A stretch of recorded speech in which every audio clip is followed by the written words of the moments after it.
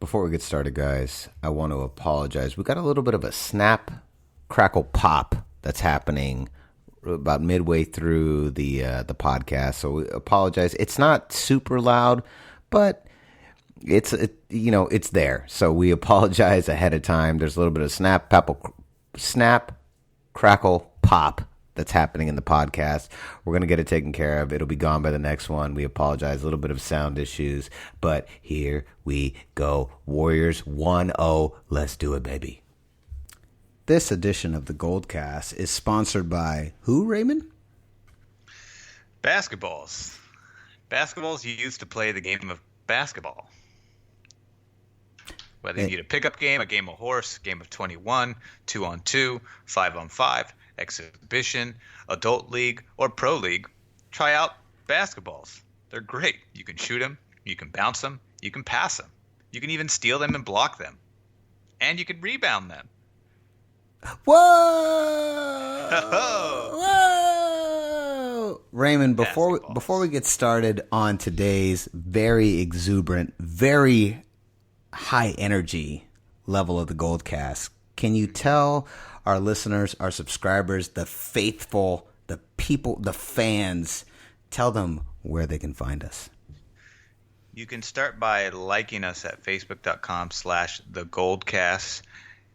You can also follow us on Twitter at @thegoldcast_, as well as Instagram at @thegoldcast. You can also subscribe to us via iTunes, YouTube, and Stitcher, all under the same name of The Goldcast. Subscribe, that way you can get notifications when we go live with all of our episodes. In addition, you can also be a part of our news feed via Twitter, Instagram, and Facebook. Boom. All right, here we go. We thought about doing a preview episode. We truly did. And then we decided to stall. You know why? Because every podcast, every ESPN First Take, Hot Take edition show you're going to watch is going to do a pre-NBA something. So we decided, you know what? As the fans, we're the voice of the fans. As you guys know, you know what?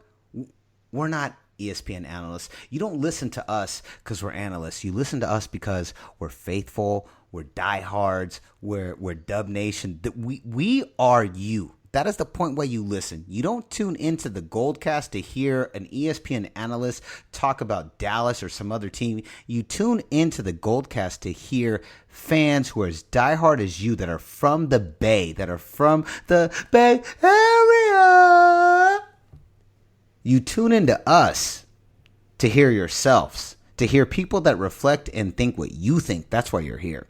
So we decided to wait and to hold off and wait for everything to go down. And then we would do a Goldcast after game one, which is what we did. Here we go. Goldcast. Get ready. It's on. San Francisco, are you ready? This is the Goldcast.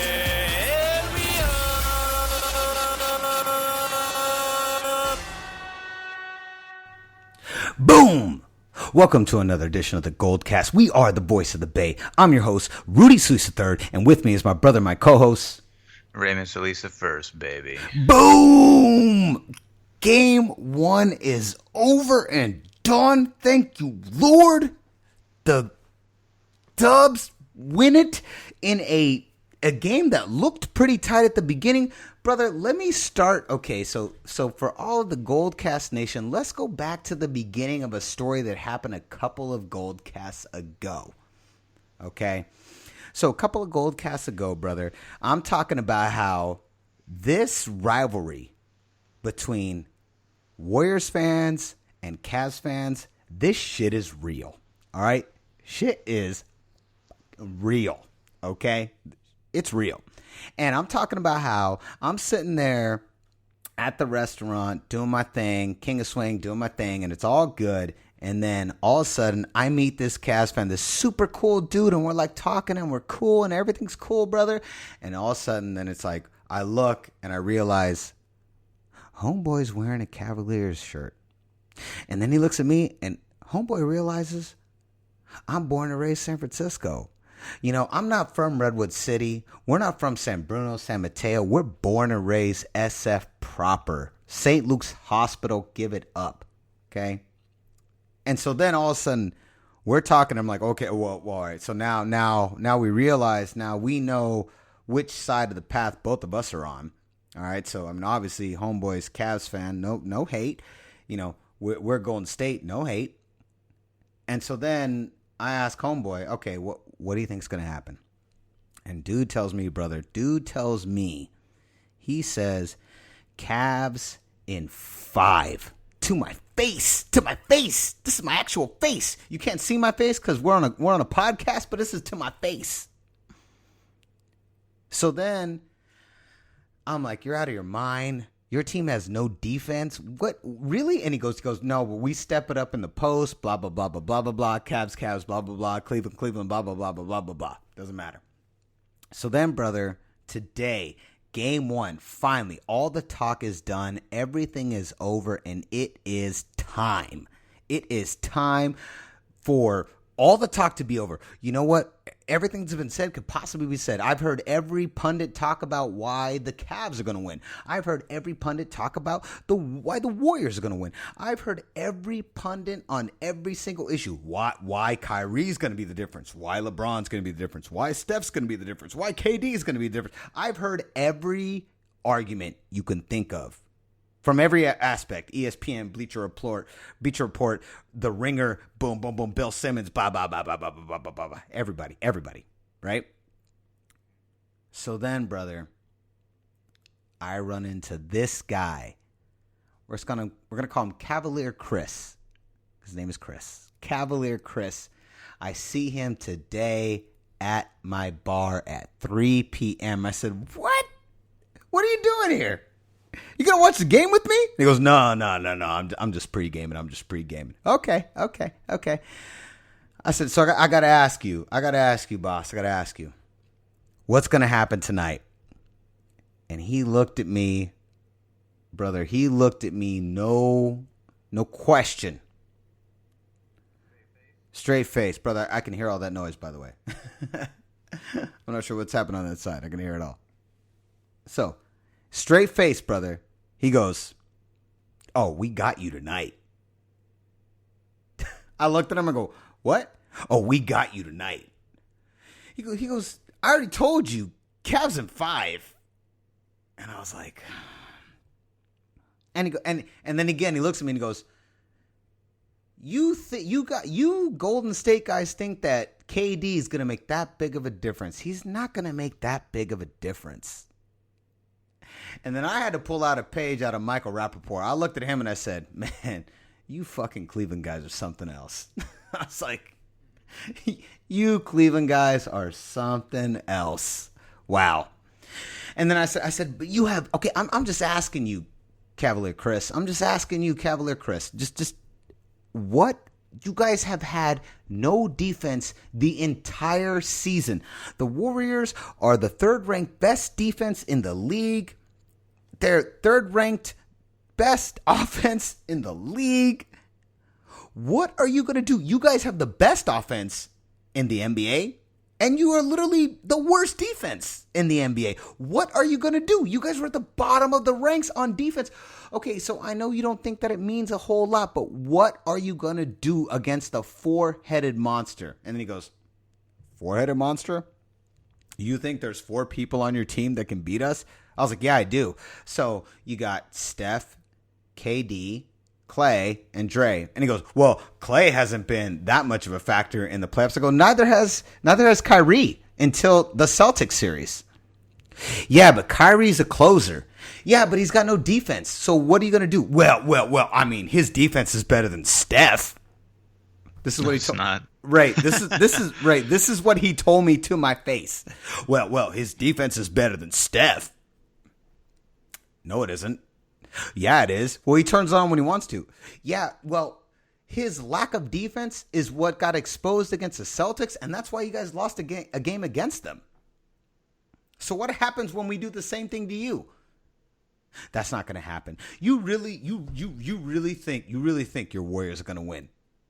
Yeah, I do. Cavalier Chris, 100%. I believe our Warriors going to win. How many games?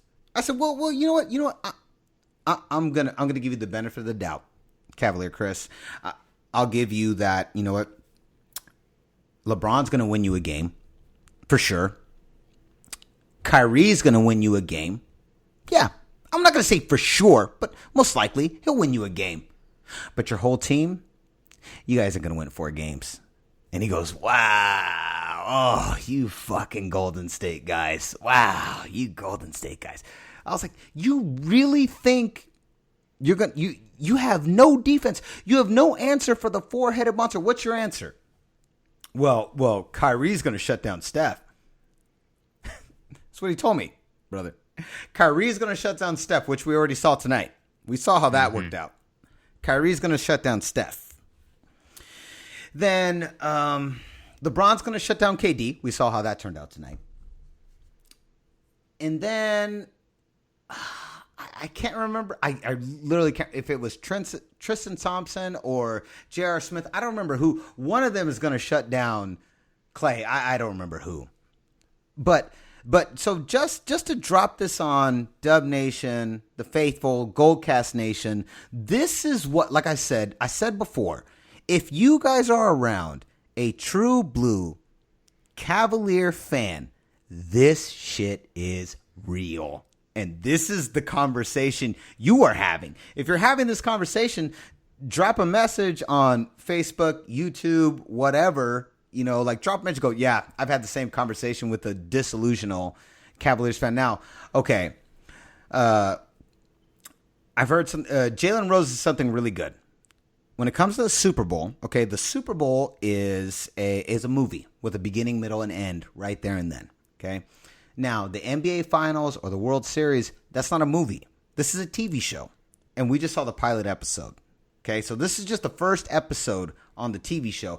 When it comes to the Super Bowl, you are watching a movie with a beginning, a middle, and end right there, right now, the same day. We are not watching that. We are watching a series with it's a TV show. It's got a pilot, a second act, a middle act. That's what we're watching. So, brother, without getting too hype, okay, because obviously Cavalier Chris was wrong about tonight. I want to hear your expert fanalist, because you are the expert fanalist. You're the best fanalist that I know. Give me the breakdown about what happened tonight and why the Cavaliers lost. And can we look forward to more? Are they going to even the series in the next game? Brother, drop it. It's your mic. Well, the first thing that Cavalier Chris needs to recognize is that the Golden State Warriors led the NBA in steals and in blocks. Last time I checked, those are one of the two most important defensive stats in order to be among the top. Now, conversely, Cleveland is dead last in the NBA in steals. And in terms of blocks, they are, wait for it, 25th in the league. So this is a team that is towards the bottom of the association in terms of defensive efficiency. The reason why they're even in the position that they're in is because of the inferior competition on the Eastern Conference and the fact that they have the best offense. And basketball is primarily an offensive game. I mean, it's high scoring. A good defensive effort is what we see tonight. The Cavs being held under to 91 points. That's huge. In basketball, that's considered a good defensive effort. Kyrie Irving played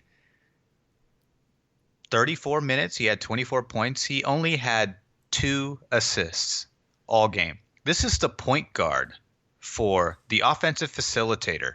I know that's more LeBron James's role, but at the same time, Kyrie Irving is kind of the co-pilot of the offense. I mean, he is more of a scorer than a true point guard. That is absolutely true. But conversely, Steph Curry put up 28 points. He put up 10 assists. He had a double-double. Kevin Durant absolutely destroyed the Cavaliers, not only inside the paint, but in the perimeter too. 38 points, 8 rebounds, 8 assists.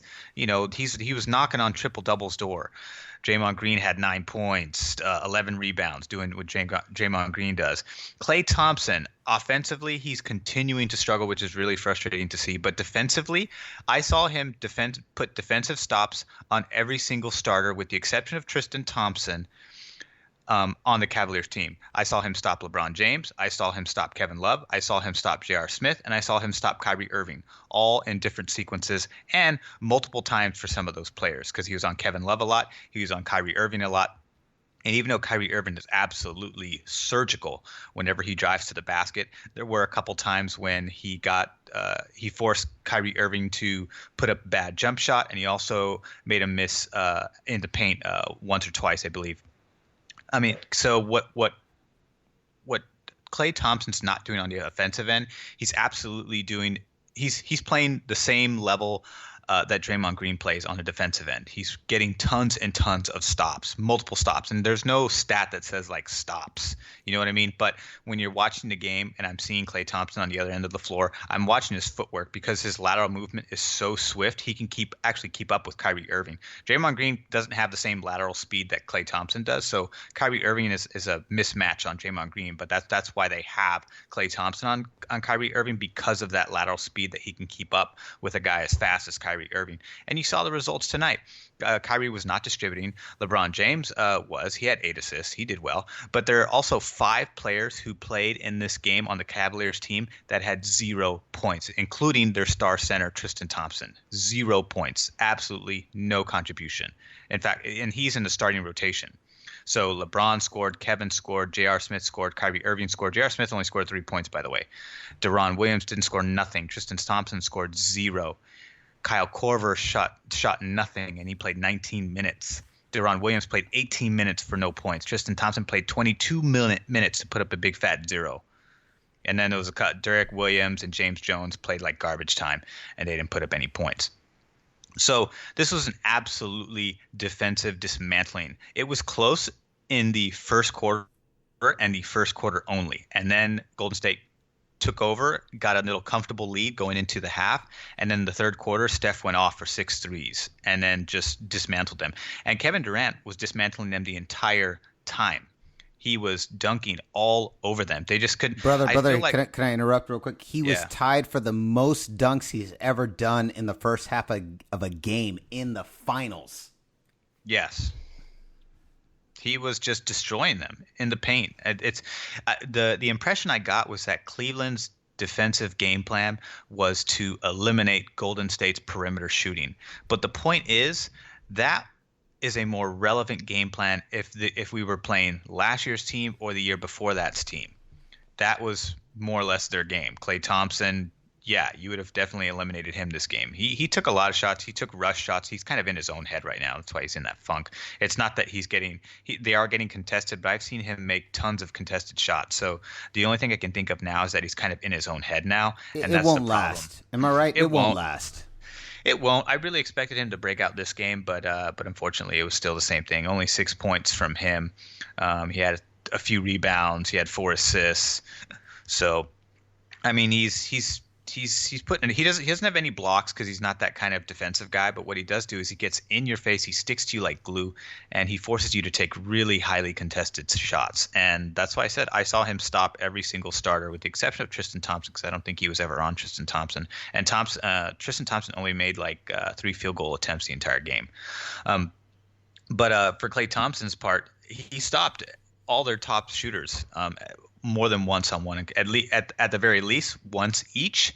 And then for a couple of them, I think Kyrie and Love, like I said earlier, he stopped them multiple times. So huge defensive effort. In basketball, that's huge, especially against a guy like LeBron James, Kevin Love, and Kyrie Irving. Kyrie Irving is a tremendous scorer. There's no doubt about it. But he doesn't play two-way basketball, and he's not a traditional point guard distributor.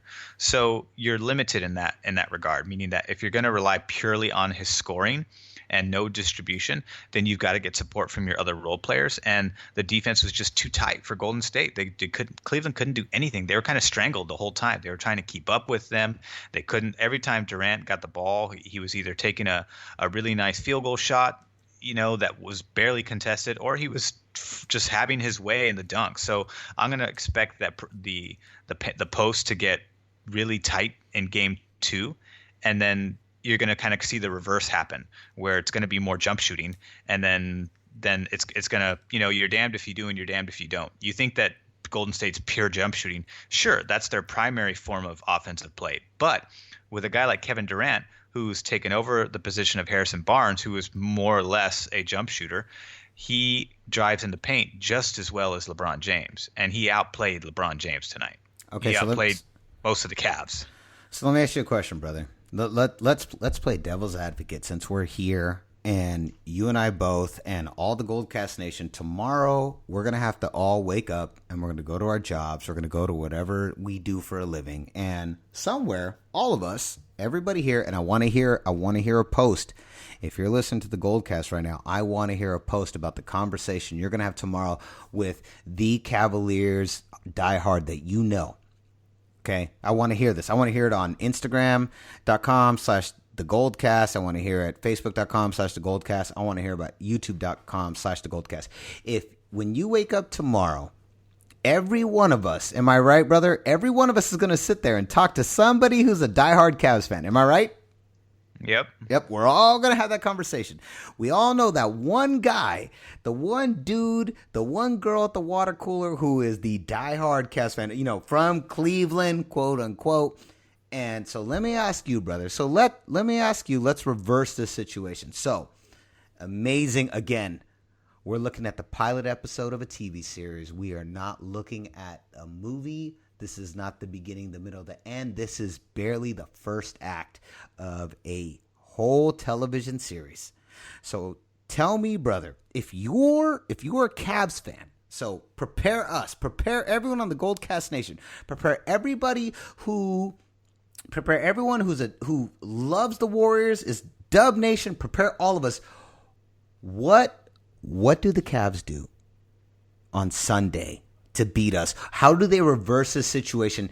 If you can think of it. If you can't, you go, brother, I really don't know. I think there's no answer. Then that's fine too. But tell me right now, if you're a Cavs fan, how do you defeat the Warriors on Sunday? Well, to be fair, they're going to have to play their best basketball that they've ever played. Simple as that. I mean, Love, James, and Kyrie all got their points. That there's no denying that. Even though that they got stops, against any other team, that's enough to put them away. LeBron had 28 points. Kevin Love had 15, too shy of his season average. Kyrie had 24. That's right around, where he normally puts up, and Kyrie can do double that when he's really on.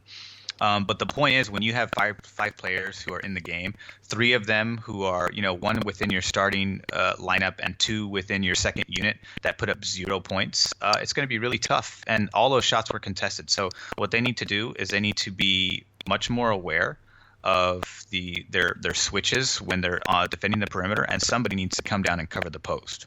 And that man is most likely either Kevin Love or Tristan Thompson. So they need to do that, and I'm not sure that because they haven't necessarily done that at the same efficiency as Golden State, and this is for all the marbles, I just don't see that kind of effort. I can see it in maybe 1 or 2 games, but even then, it's not going to be enough, because if you're going to force Kevin Durant outside the paint, he's just as efficient. Remember, this is like Kevin Durant is a revolutionized version of a Dirk Nowitzki. And Kevin Durant looked up to Dirk Nowitzki and actually modeled some of his shooting mechanics after Dirk Nowitzki. Let's not forget Dirk Nowitzki actually defeated LeBron when they had no business defeating him in 2010, and they psyched him out. And that was one of the greatest NBA Finals I've ever seen, because, as you know, I never root for LeBron. But that you told me let's go all the way back. We're going back 6 years, Goldcast Nation, before there even was a Goldcast podcast. And I remember telling my brother that I told them the Heat in 5, and my brother said Mavericks in 5, and you were right. I was wrong. Actually, I don't even remember how many games. I don't remember if it was 5. How many games was it? But I remember you telling me that I was going to be wrong. I don't remember. I don't remember either. It was like so 6 long years ago. But do you remember that I told you that I believed the Heat was going to win, and you said no, Mavericks are going to win, and you were right. You remember that? Yeah. Yeah, you did tell me that. And that was with Rick Carlisle and Mr. Eric Spoelstra versus Eric Spoelstra. Rick Carlisle, let me show you something. Let me show you Just something. like Jim Carrey. Yeah. So let's go back. Sorry, I hate to interrupt, but let's go back. Yeah, so I think So let me ask you this, brother. I want to ask objectively. I know the Goldcast Nation doesn't want to hear this, but I just want to ask objectively.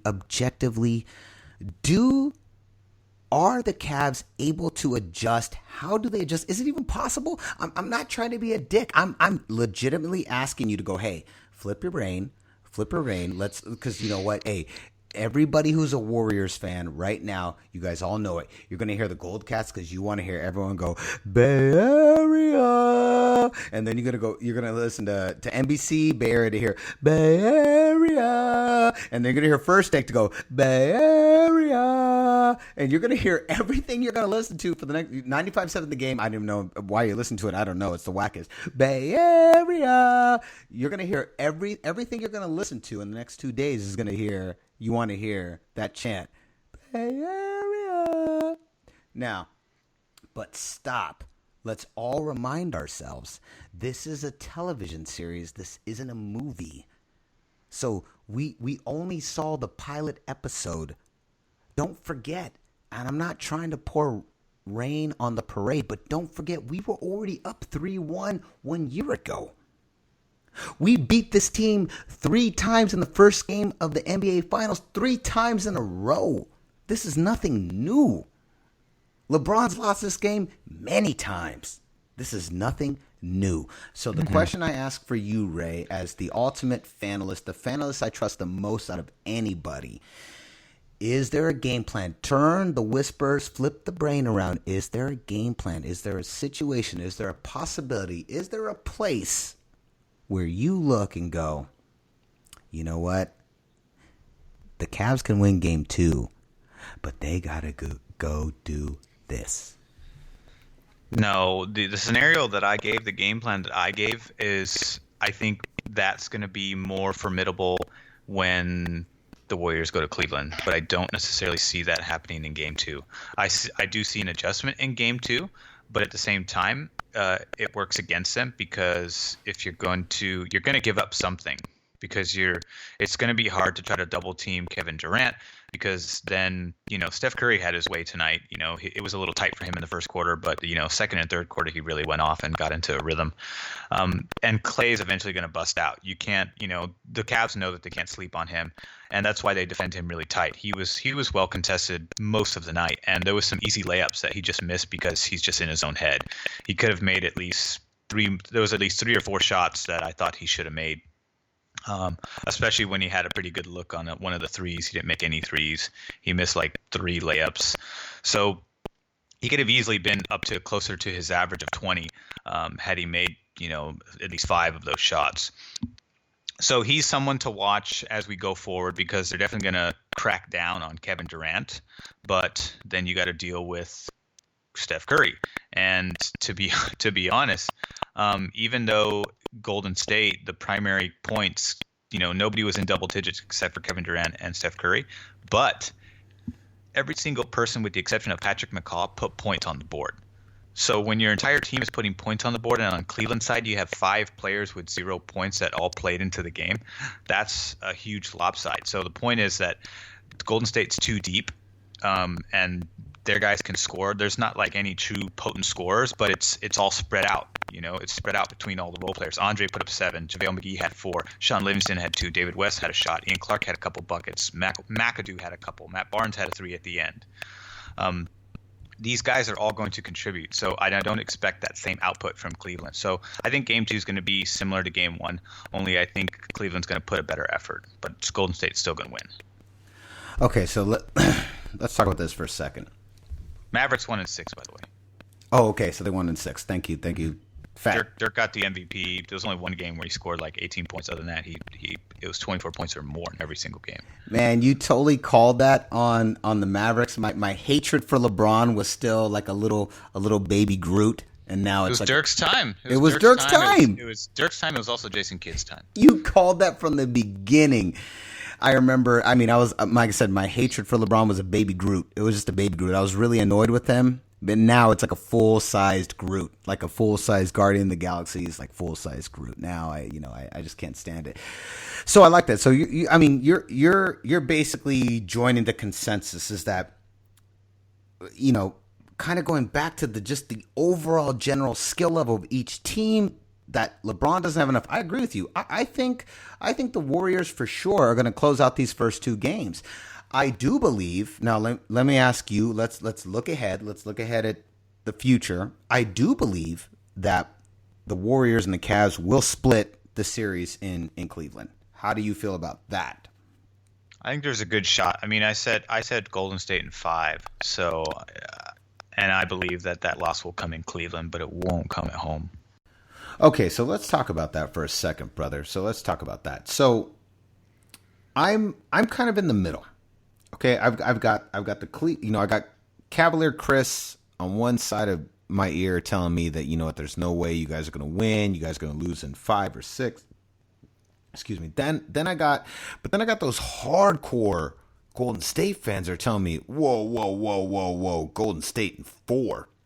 That's not going to happen. Now let me ask you my point, brother. I haven't asked you my point, and you can defend or argue my point. So, I mean, this is what the Goldcast is all about. So, my point, I'm saying LeBron's going to get you 1 if you're Cleveland. Kyrie, I think, is probably going to get you 1. If he pulls another game, another third quarter like he pulled against Boston, he's going to get you 1. But that team isn't going to get you 4. Yeah, but Boston doesn't defend at the same level as Golden State. Not even close. So let me ask you. So when I sit there, so let me ask you.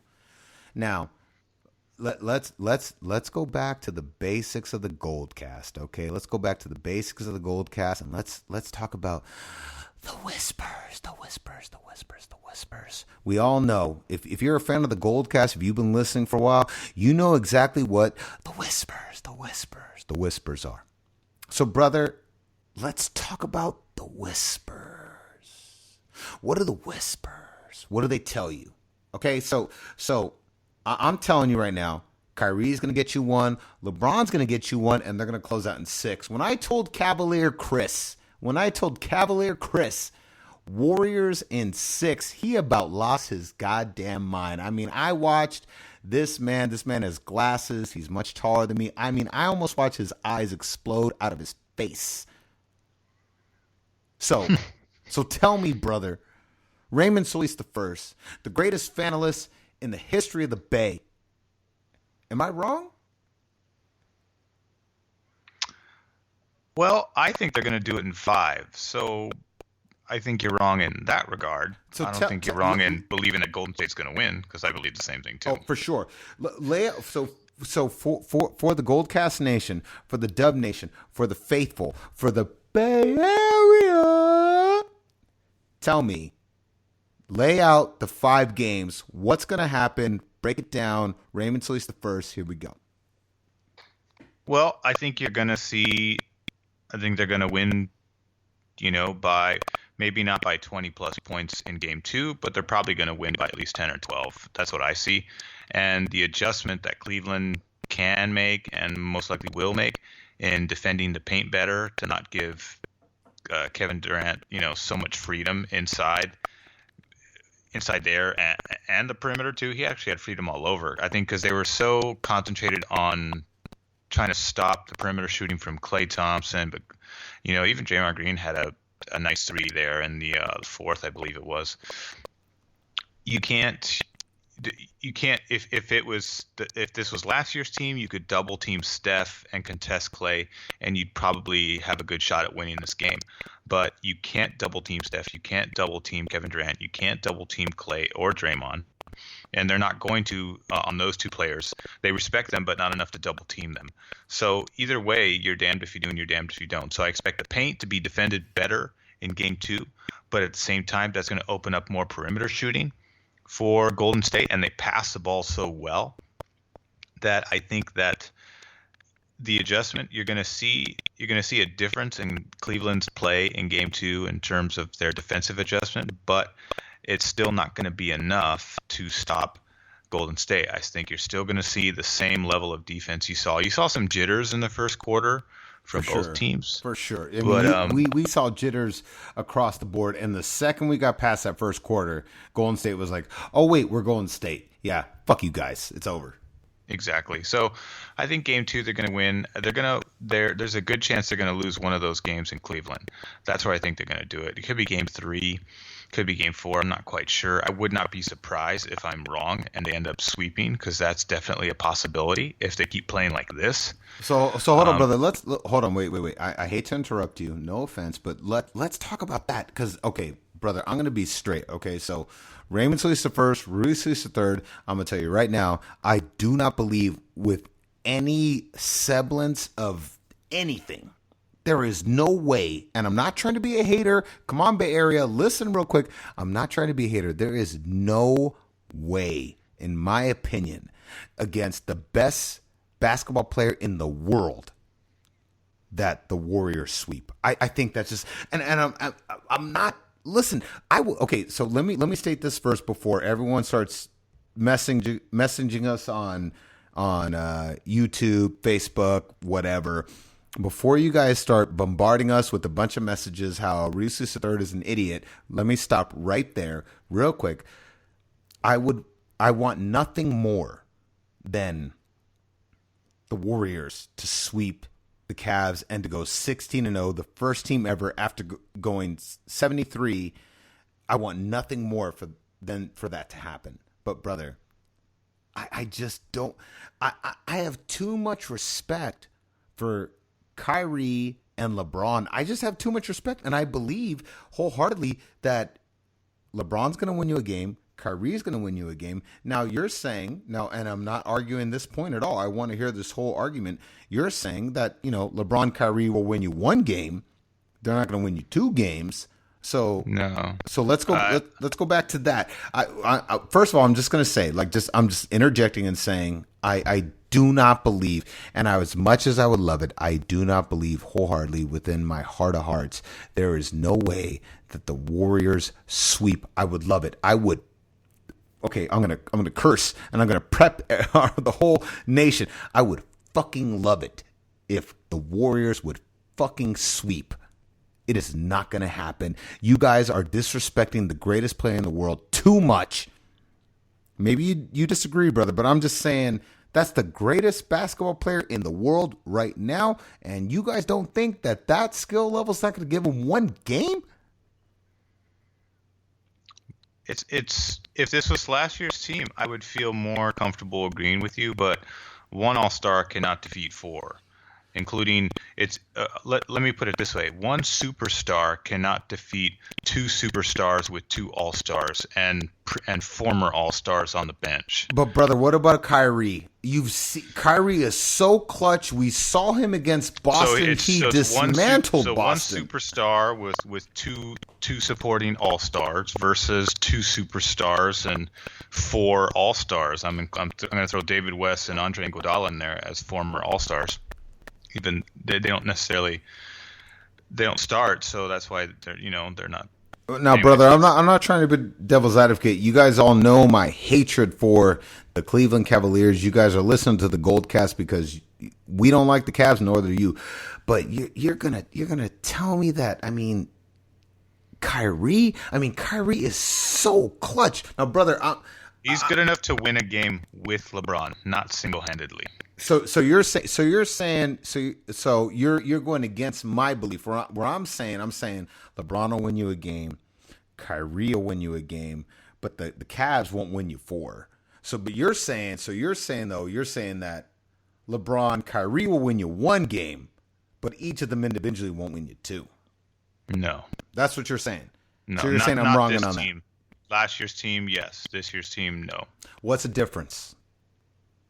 The difference is they play defense way better. Kevin Durant plays defense way better than Harrison Barnes. All his defensive stats are up this year because of the way he plays. He defends the paint. He can contest the perimeter. In addition, you have Zaza, who's a much better rebounder, a bit more dynamic, and can actually score a little bit better than Andrew Bogut, and he's more durable than Andrew Bogut. He moves better than Andrew Bogut. Not to say that Andrew Bogut wasn't good. Andrew Bogut was terrific in the paint. And he was great at they had the alley-oop plays to him. Not to mention that Golden State's backup center. So the previous centers that we had to work with were not even true bigs. You had Murray Spates, who's a shooting center basically, and then you had Festus Ezeli, who was very streaky. That's what I said, Mo Spates, who's a shooting center, and then you had Festus Ezeli, who's very streaky in my opinion. We replace those players with JaVale McGee, who's an absolutely true. Well, he's the most athletic center we have, next to Damian Jones, who's kind of on the rise. He looks great in the flashes that he's shown this year. I think he's got a lot of potential. But JaVale McGee did awesome. He plays limited time for the Warriors, but every time he's in there, he makes a huge impact. He had that huge block on Kevin Love, where we had the fast break going the other way early in the game, in the second quarter. So can I interject for a second and just talk about the evolution of JaVale McGee? This guy, brother, this is a guy who at the beginning of the season was getting reamed. I mean, unfairly. I mean, the whole league agreed. He was just getting unfairly reamed by Shaq, to the point where his mama had to come in and go, Shaq, why are you bugging this boy? Like, to the point where his mama had to come in and go, Shaq, can you leave boy alone? But, and I said this a couple Goldcasts ago, that might have been the best thing that could have ever happened for him, because it forced him to raise his game to another level. This is a guy that everybody counted out, that nobody thought was worth a damn. I did. When I saw the way he played in the preseason, I said if the Warriors would be stupid not to put this guy on the roster. Yeah, but Raymond, you're also the greatest. You're the greatest Bay Area finalist in the world. I'm gonna drop that every single Goldcast. If you're listening to the Goldcast, Raymond Solis I is the greatest fanalist in the world. He's not an analyst. He's not a fan. He's a fanalist, and he's the greatest in the world. I mean, you are, in my opinion, you're like the Joe Montana of fanalists. I'm gonna just drop it on the Goldcast. So if you're listening to Goldcast Nation, I'm not trying to be biased. I'm just trying to drop it to you straight.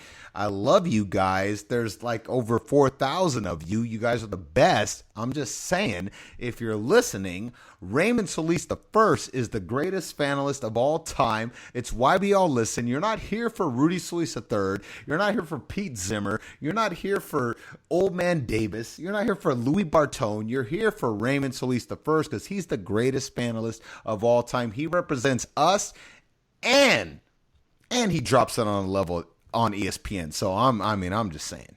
I'm not trying to be rude. I mean, I'm just, I'm just being honest. So let's get back to the real point, though. Hold on. So JaVale McGee. So this dude gets ripped and raked across the coals for the whole season. And then, KD is like, yo, why are you giving our boy such a hard time?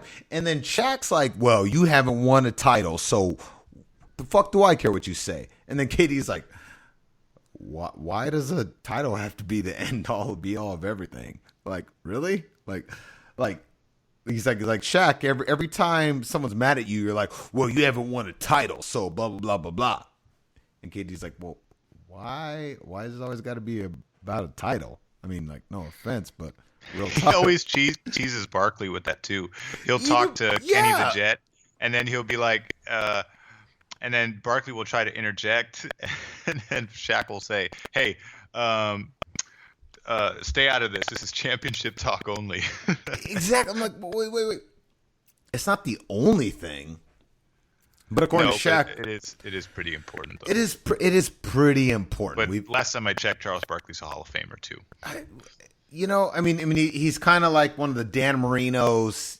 He's one of the dudes like one of the greatest evers to not win a championship. He's arguably like the Dan Marino of basketball. But I will say this, and I'm sure you'll agree: JaVale McGee getting roasted by Shaq and the shit that this kid had to go through is probably the greatest thing that ever happened to him, because that kid has been playing out of his mind for the last 3 months. Yeah. I mean, that there's a lot to be said about criticism and pressure. So, well, JaVale's answered the call, and I think that's the beauty of the Warriors, is that whenever they whenever they sign new players, they know that if you're going to play on this team, then you're going to have to play, your best basketball, and that's what we've seen. From JaVale's playing his best basketball right now, and it's awesome to see. And the exciting thing about JaVale is that the fact that he's the backup. I think Zaza's just a little bit more consistent, and that's why he gets more playing time. That's why he's a starter. He's been in the league longer. He's played at a more consistent level, where JaVale's just finally kind of tapping into his true potential via the Warriors. So it's hard to stop. So we give up Festus Ezeli, who, by the way, got injured this year when he went to the Blazers. And then we got Zaza Pachulia, who was healthy all year. I think he hurt his heel a couple series back, but then he was only out for like a game or two. And then the backup is JaVale McGee, who's even more athletic than Zaza Pachulia and can dunk like a maniac, and who's actually a pretty good passer too for a big man too. And then the third one that comes in, typically he's not necessarily. He kind of plays center, but he's not necessarily as David West is kind of the third man that comes in that typically closes out the games between the third and fourth quarter. And he's super consistent. And he did miss a couple of those elbow jumpers today that he loves to take, but most of the time he makes those shots. So I expect those to go down next game. So, but either way, it's just too hard. I mean, Maurice Spates was a great shooter. He was actually a better shooter than David West is, because he can shoot threes, and they let him loose last year to shoot threes. But the point is, he was a little too slow, couldn't defend the rim very well, wasn't necessarily a true big in the sense. So they didn't necessarily they got the offensive efficiency from Mo Spates, who's also a little streaky too, but they also didn't necessarily get the defensive proficiency from Mo Spates that they needed. So you replace that with guys like David West and JaVale McGee, who are just as athletic and can put up points when needed. But the big turnaround is that they played defense a lot better than the guys we did have. We had the Brazilian Blaze. We got rid of him. Now Ian Clark has now taken on the role here, who's pretty good. He's not as fast as Leandro Barbosa, but he still shoots pretty well. He shot pretty well pretty much most of the season. He gets steals. He's good at rebounding.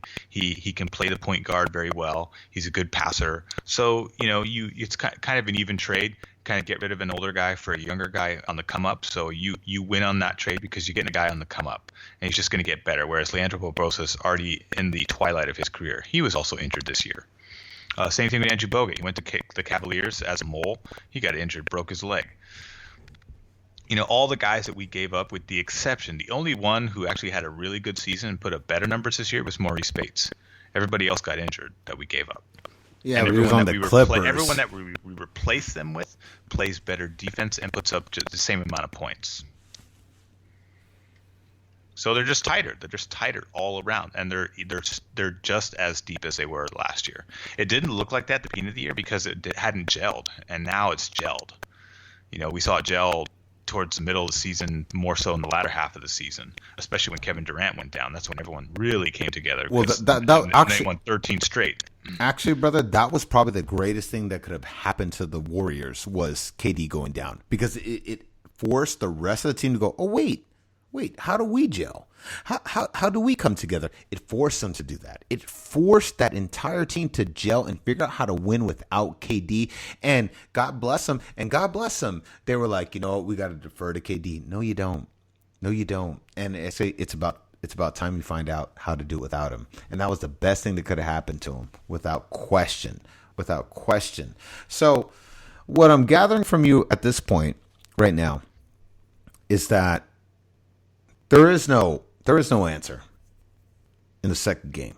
I don't right? see it. I see them pulling out one victory. That's about it. But I probably just third or fourth game in Cleveland. Really hard to blow out this team. This team blows you out. You don't blow the games that the games that were hard for the Warriors, where the other team had a chance of winning, were super, super tight games. Outside of that, the Warriors just blow you out. So for an opponent, if you're within 5 points of the Warriors, you got to feel pretty good about yourself. But so when the Warriors win, they win big. When the other team wins, it's by a small margin, because this is how good they are. We talked about this very much earlier, and I talked about that with Cavalier Chris. I'm like, when the Warriors win, it's big. I'm like, when the Cavs win, it's like by a hair.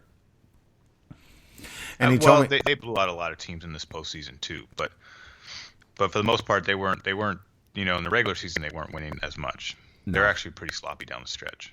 Let's get back.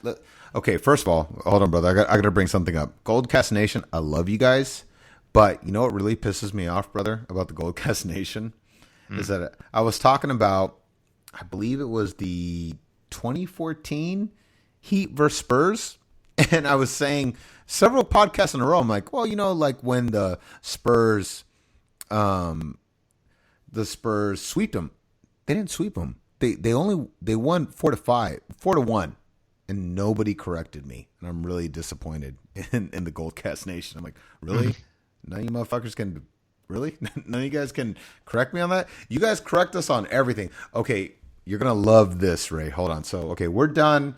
So, if you don't want to hear 49er talk, just log off right now. But I want to hear your opinion on everything we just talked about. If you're a Warriors fan and you're dealing with Cavs hate, I want to see a comment on YouTube, Facebook, or Instagram right now. Drop it. Do not shy away. We want to hear it, okay? Because if you see the sweep, let us know why you see the sweep. If you see 6, let us know why you see 6. Right, because we're all dealing with it. If you see 7, let us know why you see 7. Yeah, why you see 7? I've heard 7 too. Man, when I told Cavalier Chris that we're gonna win it in 7, 6, he looked at me. He goes, "You actually," it kind of made me. It was a pause to cause. He said, he goes, "You really think?" He goes, "You really think the Warriors are gonna close out in Cleveland?" Wow. He goes, "You Golden State guys." And I was gonna go, "Well, you fucking Cleveland guys or something." I was like, "Well, I'm not gonna get made look like a bitch. I'm gonna go out swinging." So I'm like, "Whoa, wait, hold on," because he was like, "Wow, you Golden State guys, wow, you guys are something else." I was like, "Really?" And he goes, "Yeah." He goes, "You actually think you're gonna close out your series in our city?" I was like, "Yeah, what? Why wouldn't we?"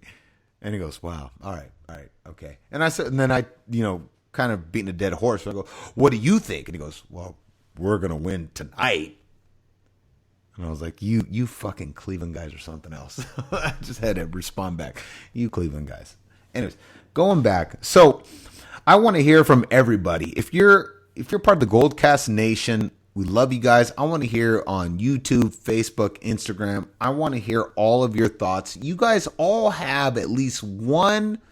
You guys all have one Cavalier Chris in your life that's telling you what's going to be what. And we want to hear about it. All right. And then we'll all talk about it. We'll all debate about it. But I want to talk about one last conversation. We're at the very end. But, this is the Goldcast, but historically, we are always going to be about the Niners. So you're going to love this. So Facebook.com, brother. I'm on Facebook. All right, I'm gonna drop this real quick, and then we're gonna get out of here because we're almost done. We're at like 53 minutes. We need to be done. So I'm on Facebook. I get this tag from one of my best friends, fellow actor Nelson Estevez. He goes, "Rudy Solis III." He just tags me in this post, and I look at the post. And the post, this is some dude. I don't even know who the fuck this dude is. He's going, "Hey, the best quarterback of all time, Joe Montana, Tom Brady debate. And he just drops the mic, right? And so then Nelson's like, Rudy, you got to weigh in on this. And I'm like, I'm looking at all these arguments. And I go, I got this. Don't worry, Nelson. I got this. Don't you worry your pretty little head over this. So then I jump in, brother. And then this is what I say. I go, okay, look. I go, this is a fun argument. I go, and you know what? There's a lot of perspectives depending on who your team is. All right. I'm super fair about it, brother, right from the get. All right. And I go, okay, so I said, okay, so if you're only counting rings, Tom Brady's a champ. I mean, no question. 5 Super Bowl rings, that's it. I said, but if we're going to count different things, I said, I'm going to count the one stat that nobody can touch. Brady, Bradshaw, no one can touch. It's called, and I said, we call this in the Bay Area and on the Goldcast, which I dropped that too. I said, it's called the perfect stat. And y'all know what I'm talking about. I was like 4-3-11-0. And if you're on the Goldcast, if you're a Goldcast faithful, if you're a 49er faithful, if you're from the Bay Area, if you're from us, you know exactly what the fuck the perfect stat is. It's the Joe Montana stat. It's the one stat that in all of football and all sports can never be touched. 4-3-11-0. And it's 4 Super Bowl rings, 3 MVPs, 11 touchdown passes, 0 interceptions, 0 controversies, 0 losses. That is, and in 8 years. We might as well throw the 8 in there, brother. Because that is the perfect stat. And you know what? Hey, God bless Brady. It took him like 15 years to get 5. We did it in 8. Joe Montana, 4-3-11-0. And if you're a true blue 49er faithful, if you are down for the cause, if you're from the Bay Area, then you already know. 4-3-11-0. I don't have to talk about it again. 4 touchdowns. 4 Super Bowl wins.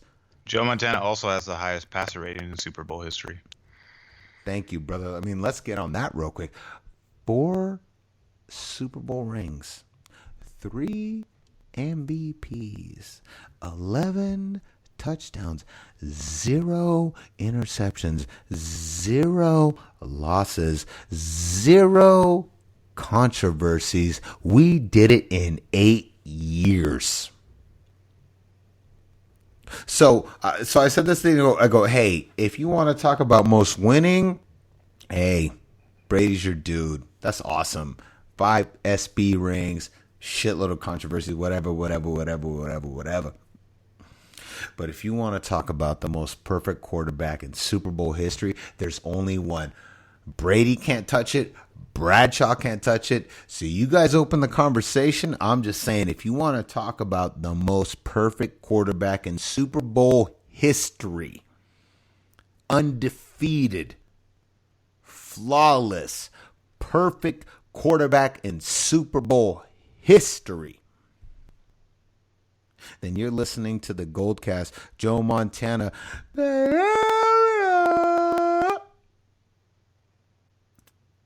Raymond, where can they find you?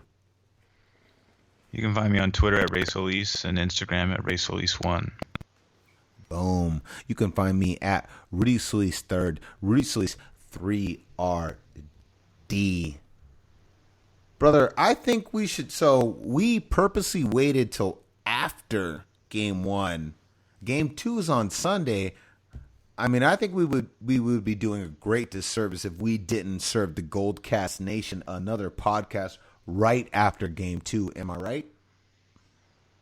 It's on a Sunday. I'll be out of town, so. Damn it! Damn it! Well, okay.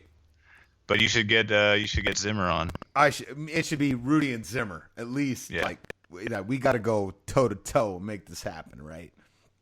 So let's say this, brother. So without question, the Goldcast will be on Sunday night. We don't know who all the guests will be. At least Rudy Solis 3rd will be there, but obviously Raymond Solis the 1st will not be there. Right? Yep. All right, there it is. Sorry, folks.